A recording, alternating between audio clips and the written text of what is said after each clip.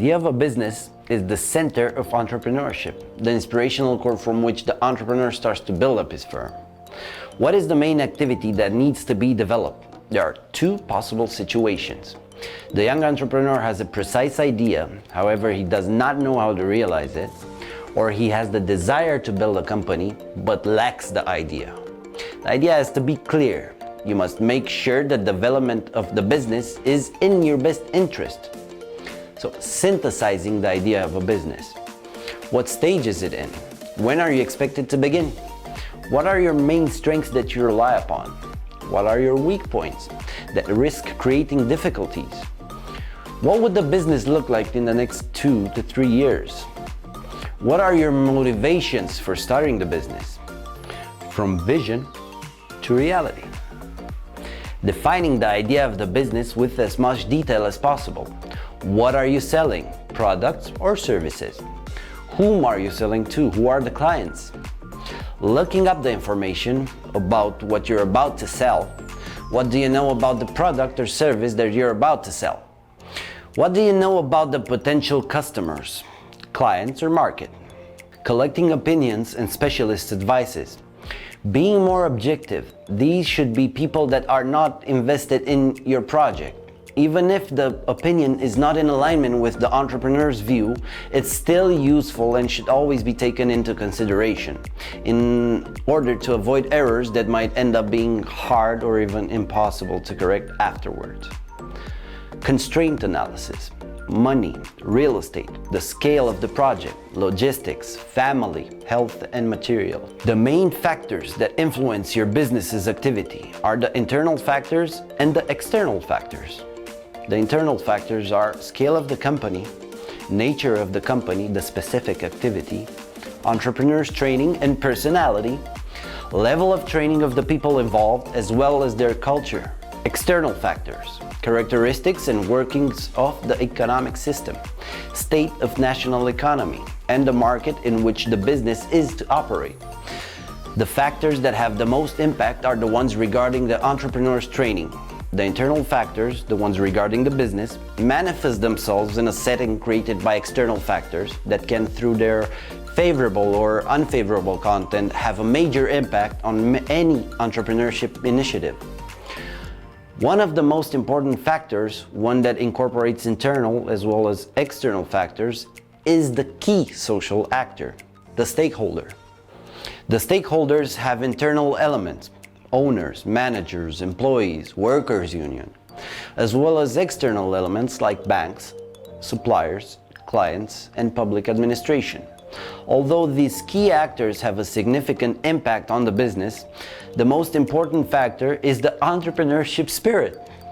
The entrepreneur is the ferment that triggers the whole activity, without which all other factors become inert. Setting the objectives. If an entrepreneur wants to venture into a new business, then he must set concrete objectives.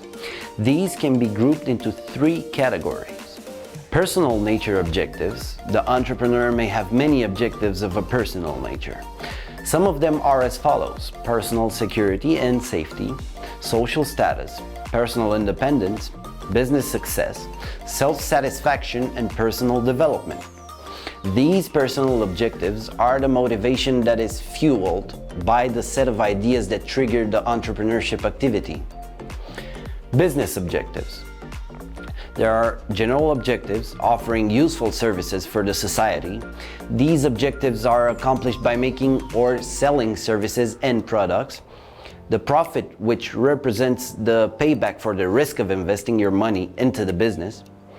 The social objectives that suppose ensuring some social responsibilities by protecting consumer interests, employees' interests, and the community's interests.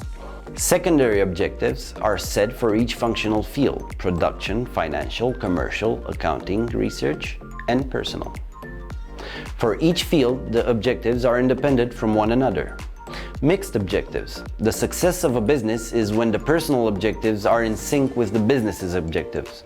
Thus, mixed objectives appear, which are a correlation between making profit and satisfying consumer, satisfying the entrepreneur, and the employees. Finishing any entrepreneurship activity should be included in the initial project. Then are decided its necessity, values, dimension, and advantages. When the business is defined by its essential elements, in this stage, the entrepreneur must know the principles that will guide his whole activity and constitutes the concept of business. Objectives, strategy, and a clear action plan must be overseen and always be viewed in context.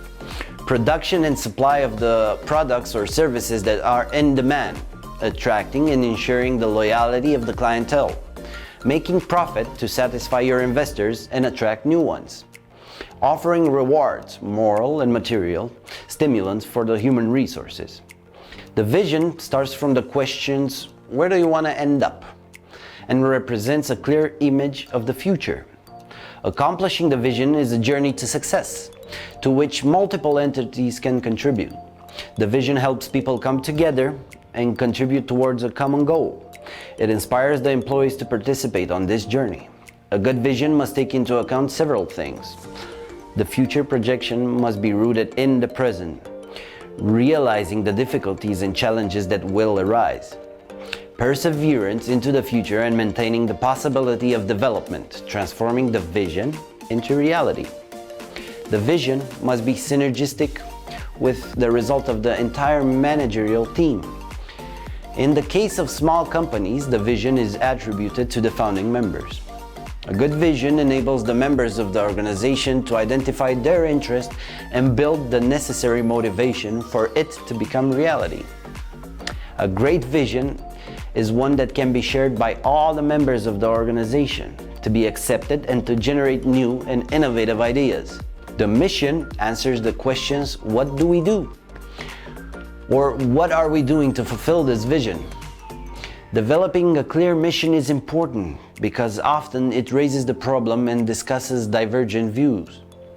A good mission statement of an organization must contain three important elements: a general expression of the vision, an indication of the fundamental values of the organization's top management, an articulation of the fundamental or strategic objectives of the organization.